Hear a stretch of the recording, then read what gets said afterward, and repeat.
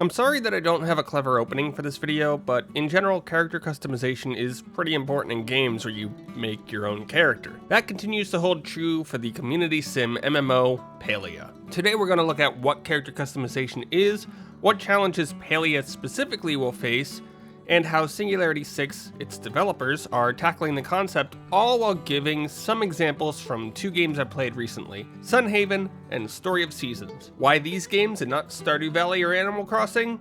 Simple, I already have footage, thanks for asking. Let's start at the beginning. What is character customization? Well, for all intents and purposes, it is the way in which we, as the player, can express ourselves through our character in a game. This could be through player-made descriptions or biographies, through the way in which we make them look, or what they wear, but even that's not nearly an exhaustive list. Usually, this customization begins during character creation, where we begin to define how our character may look and act. In Sunhaven, this begins with us choosing from a few mythical or magical species, or humans, then putting together all of the pieces to make someone we're happy with, which is a decent representation of what most life sim games do. That doesn't sound too difficult, does it? Just create options and let players put them together. Sadly, it's never that easy. The first thing that stands out as an issue is the MMO playstyle that Palia is seeking to be. Just due to the larger number of characters in the world, there needs to be a sizable number of customizations from people to choose from. I don't want to jump into a game and look exactly like the other 50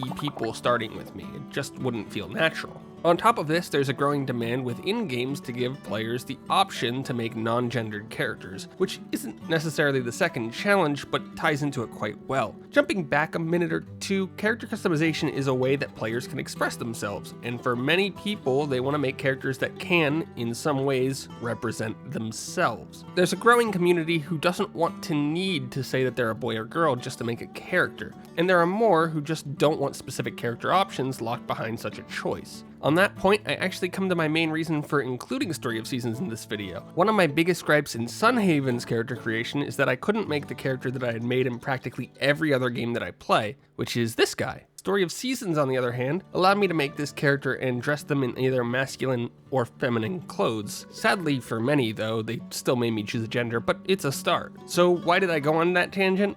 For two reasons. Sunhaven devs, please fix. But more importantly, Sunhaven is an example of a game where I can't make the character that I want. And because of that, I actually have more fun just playing my character in Story of Seasons. Okay, on to the last challenge for them, which is simple. The game is an MMO, so how do you tie character customization into it in a way that doesn't pigeonhole people into a specific type of content? I'll probably speak more about this at some point in the future, but within an MMO, you need to give people a reason to stick around and play the game. And some of the best ways of doing this are to allow them to get things through playing in-game that they had to work for. Those are my three big challenges, but how are they being handled? I'm just going to start by saying the last one isn't answered yet. Sorry, but they just haven't spoken publicly about this yet, and it may be quite a while until we see an answer on this front. But what about the other two? Luckily, we know a little bit more about them. On the number of customizations, the team has recently stated that they're working on hairstyles and colors to add, so I'm just gonna say it. Add pink pigtails. But on a more serious note,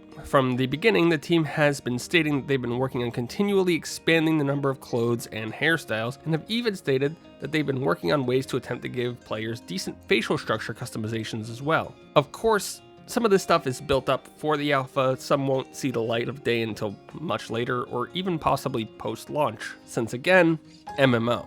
And on the other front, what about the whole non-gendered character thing? I'm happy to announce that I've gone through all the monthly questions and the word gender does not appear once. Why is that a happy thing? Mostly because people aren't asking, I guess. But also because the team has previously stated way back in June that they are working hard to avoid a male-female distinction, whether they be in body types, customization options, or even pronouns.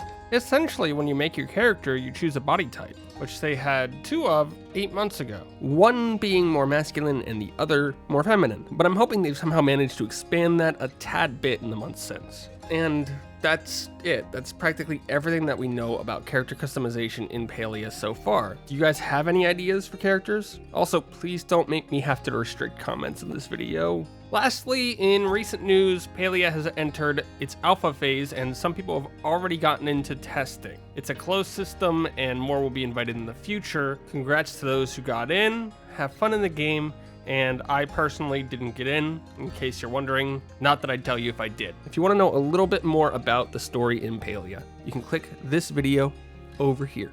Thanks for watching.